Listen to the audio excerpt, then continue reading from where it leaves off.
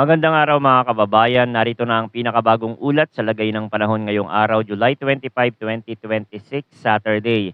Nakalabas na ng Philippine Area of Responsibility ngayong araw si Bagyong Quiapo at patuloy pa din itong nag intensify at nasa typhoon category na. Malaki pa din ang epekto ng bagyo sa bansa at meron tayong bagong sistemang minomonitor na posibleng mabuo sa may timog silangan ng bansa. Para naman lagi kang updated sa lagay ng panahon, i-click mo lang ang subscribe button. Ngayong umaga, ang sentro ni Typhoon Quiapo ay tinatayang nasa layong 320 kilometers west ng Basco, Batanes. Taglay nito ang maximum sustained winds na 120 kilometers per hour malapit sa sentro. May gustiness hanggang 150 kilometers per hour at central pressure na 975 hectopascals. Kumikilos ito west-northwestward sa bilis na 25 kilometers per hour, habang ang strong hanggang typhoon force winds ay umaabot hanggang 470 kilometers mula sa sentro. Sa ngayon, dahil nasa kanluran na ng Batanes si Quiapo at nasa labas na ng PAR, ang sentro nito ay papalayo na sa mismong sakop ng ating teritoryo.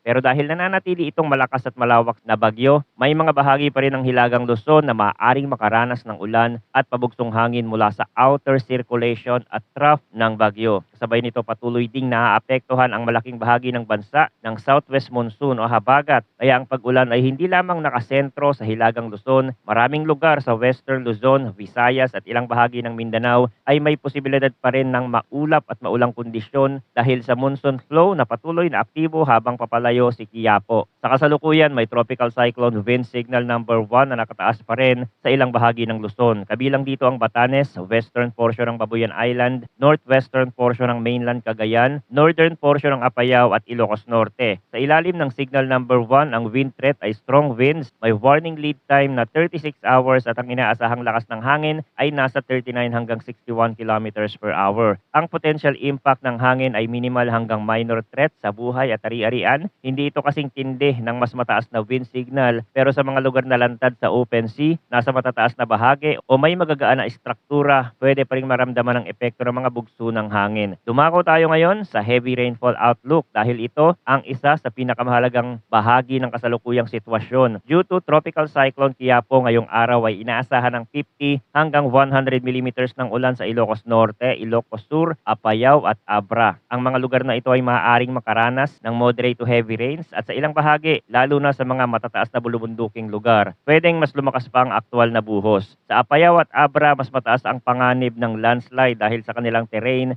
at sa posibilidad na ang ulan ay tumama sa mga lugar na nasa gilid ng bundok o malapit sa mga slope. Sa Ilocos Norte at Ilocos Sur, bukod sa pagtaas ng tubig sa mababang lugar, kailangang bantayan din ang mga lugar na malapit sa ilog at sapa, lalo na kung sunod-sunod ang buhos sa loob ng araw. May hiwalay ding heavy rainfall outlook dahil sa southwest monsoon. Ngayong araw, inaasahan ng moderate to heavy rains of 50 hanggang 100 millimeters sa Zambales, Bataan at Occidental Mindoro. Bukas, ang moderate to heavy rains ay inaasahan naman sa Pangasinan at Zambales. Ipinapakita nito na kahit ang sentro ni Quiapo ay nasa labas na ng PAR, ang habagat ay nananatiling aktibo at patuloy na magdadala ng ulan sa western side ng bansa. Mahalagang tandaan na ang forecast rainfall ay maaaring mas mataas pa sa mountainous at elevated areas. Kapag ang hanging may dalang moisture ay tumama sa bundok o matataas na lupa, mas napipilitang umakyat ang hangin at mas maraming ulan ang nailalabas sa mga bahaging iyon. Ngayon, puntahan natin ang forecast weather conditions sa iba't ibang bahagi ng bansa. Para sa Ilocos Norte, Batanes at Babuyan Island, ang forecast ay rainy with gusty winds dahil kay tropical cyclone Quiapo. Dito mas direktang nararamdaman ang natitirang epekto ng bagyo habang ito ay nasa kanluran na ng Batanes at patuloy na kumikilos papalayo. Ang posibleng epekto ay flash floods at landslide dahil sa moderate to heavy rains with at times intense rains. May minimal hanggang minor threat din sa buhay at ari-arian dahil sa strong winds. Sa Batanes at Babuyan Island, ang lagay ng panahon ay maaari pa ring maging rough sa ilang oras. May pabalik-balik na ulan, mas mababang visibility at mga bugso ng hangin na mas ramdam sa baybayin at matataas na lugar. Sa Ilocos Norte, ang ulan at gusty winds ay maaaring maranasan lalo na sa mga lugar na mas lantad sa Hilaga at Kanluran. Dahil kasama rin ang Ilocos Norte sa heavy rainfall outlook, hindi lang hangin ang dapat bantayan kundi pati ang dami ng ulan. Maaaring magkaroon ng mga lugar na makaranas ng mas matagal na buhos at kung sasabay ito sa saturated na lupa, posibleng tumaas ang banta ng pagbaha at pagguho. Sa ganitong sitwasyon, ang mahalagang unawain ay kahit nasa labas na si Quiapo, ang kanyang trough at outer circulation ay maaari pa ring mag-iwan ng maulan at mahanging kondisyon sa hilagang bahagi ng Luzon. Para sa Zambales, Bataan at Occidental Mindoro, ang forecast ay occasional rains dahil sa southwest monsoon.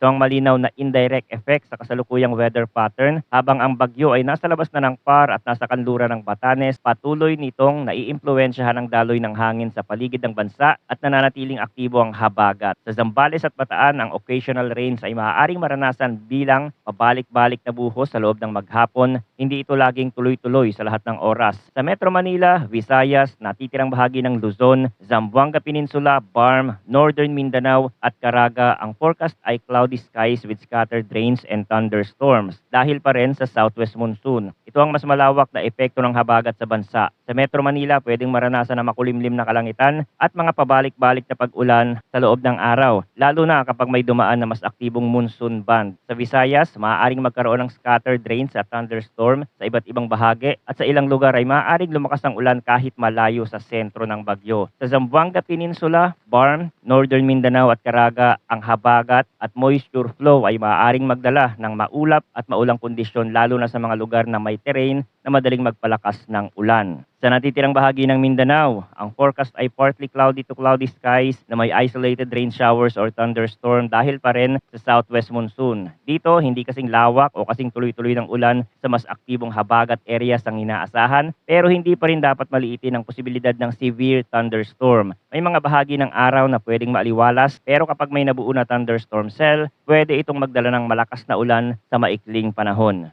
Ngayon, pag-usapan natin ang track at intensity outlook ni Quiapo. Mahalagang bigyang diin na ang heavy rainfall at severe winds ay maaari pa ring maranasan sa mga lugar na nasa labas ng landfall point at maging sa labas ng forecast confidence cone. Hindi lamang ang eksaktong lokasyon ng sentro ng bagyo ang dapat bantayan.